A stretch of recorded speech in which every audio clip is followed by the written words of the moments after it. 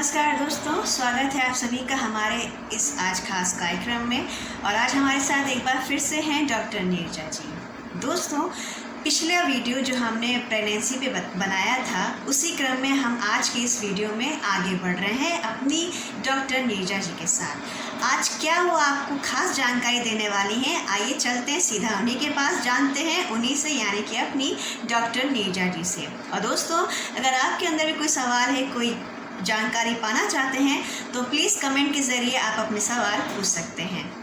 और जाहिर सी बात है, पसंद आए तो लाइक शेयर जरूर कीजिएगा। ओके।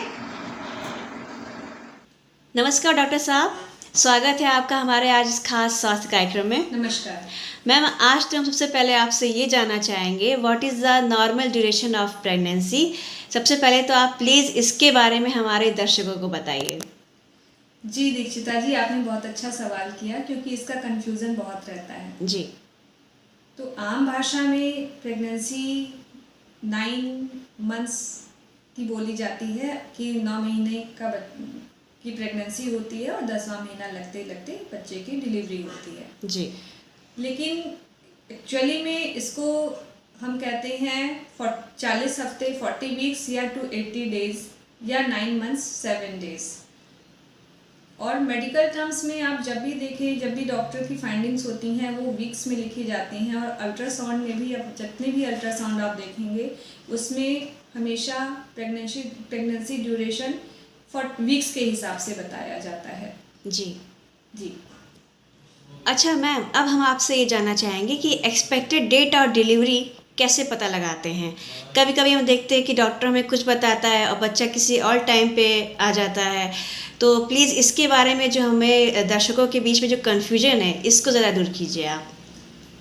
सबसे पहली बात तो ये है कि जिस दिन उसका महीना चढ़ता है जी, उसी दिन से उसकी expected date of delivery calculate हो जाती है। अच्छा।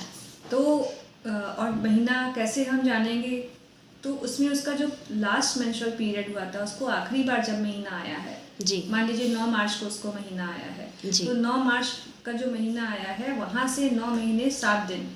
अच्छा। तो मार्च में 9 महीने जोड़िए तो दिसंबर हो जाता है। और 9 मार्च को महीना आया था तो एक हफ्ता और जोड़े तो 16 दिसंबर उसकी एक्सपेक्टेड डेट ऑफ डिलीवरी हो जाती है।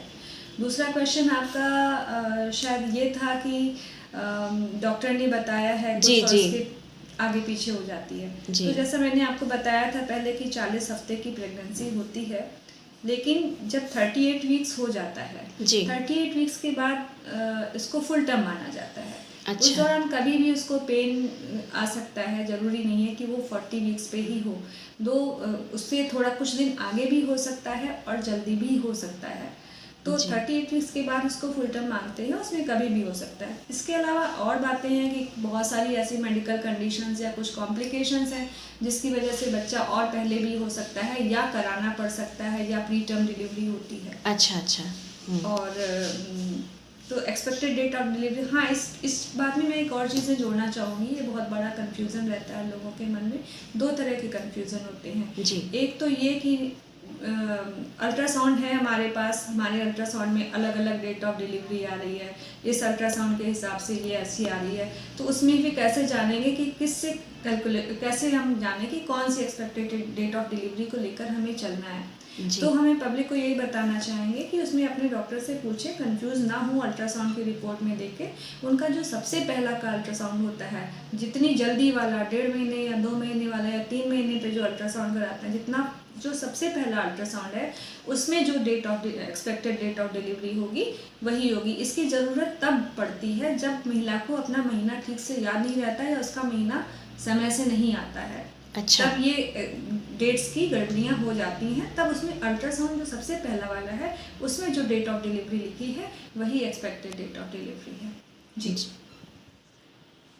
हाँ, और जो दूसरा है, जो एक कन्फ्यूज़न होता है बहुत बार लोगों को, जब ऐसा उन केसेस में होता है जिसमें कपल्स रेगुलर साथ में नहीं रह रहे हैं और उनको पता होता है कि इस दिन हम लोग साथ में रहे थे, तो उसके हिसाब से कि डॉक्टर साहब इसमें अभी कैसे पता चलेगा, या हम लोग इस दिन साथ में रहते तो हमारा तो 40 हफ्ते अब होता है। इस तरह से बहुत कन्फ्यूज़न होता है। तो ये जो फर्टिलाइजेशन वाली बात होती है कि कब इम्प्लांटेशन हुआ है, कब फर्टिलाइजेशन हुआ है, जब महीना चढ़ता है उसके पहले तो वो चीज़ें हो चुकी होती हैं, लेकिन आप हर एक में तो नहीं पता चल सकते ना कि कब फर्टिलाइजेशन हुआ, कब इम्प्लांटेशन हुआ। इसलिए इसको यूनिवर्सल तरीके से बनाया गया है कि जो उसका लास्ट मेंस्ट्रुअल पीरियड है उसी से कैलकुलेशन किया जाता है। जी डॉक्टर साहब, आप हमारे इस खास कार्यक्रम में आए, अपना कीमती वक्त दिया और इतनी अच्छी जानकारियां हमारे दर्शकों के साथ शेयर की, उसके लिए तो आपका बहुत बहुत धन्यवाद। चलते चलते आप हमारे दर्शकों के लिए अगर कुछ कहना चाहें तो प्लीज़ आप ज़रूर कहिए। सबसे पहले धन्यवाद दीक्षिता जी आपका जी। और जो हम लोगों ने ये इस तरह से सीरीज शुरू की है क्वेश्चन आंसर के रूप में, मेरा ये कोशिश है, क्योंकि हमारी प्रैक्टिस में मैं देखती थी कि जो पेशेंट्स के जो ये सवाल होते हैं, बहुत सारे उनके मन में सवाल होते हैं जो बहुत जगह वो नहीं पूछ पाते हैं जी। और क्वेरीज रहती हैं, तो उसके लिए उन्हें परेशान ना होना पड़े, तो स्टेप बाय स्टेप प्रेगनेंसी से लेके इवन एक प्री प्रेगनेंसी काउंसलिंग भी होती है, जब वो प्लान कर रहे होते हैं प्रेगनेंसी के दौरान कब जांचें करानी है, बहुत सारे कन्फ्यूज़न रहते हैं। डॉक्टरों ने बहुत सारी जांचें लिख दी, यहाँ तो इतनी नहीं होती हैं, टीकाकरण कब होना चाहिए, क्या खतरे के लक्षण हैं, तो इसके बारे में छोटे छोटे वीडियोस मेरी कोशिश रहेगी कि उन लोगों के आंसर्स मिल जाएं, आप लोगों को आंसर्स मिल जाएं, ये मेरी कोशिश रहेगी। इसके अलावा अगर कुछ सजेशंस आपके हैं, कुछ सुझाव हैं, कुछ कमेंट्स हैं, तो आप हमें मेल भी कर सकते हैं या हमारा नीचे जो कमेंट सेक्शन है उसमें डाल भी सकते हैं, यही कहना है। ओके, तो डॉक्टर नीरजा जी आपका बहुत बहुत धन्यवाद और आशा करते हैं आगे के कार्यक्रम में जल्द से जल्द हम आपसे मिलेंगे और जो आपकी ये रोचक पहल है हमारे दर्शकों के लिए, ये ज़रूर उन्हें फ़ायदा पहुंचाएगी। तो चलिए डॉक्टर साहब, आपका बहुत बहुत धन्यवाद।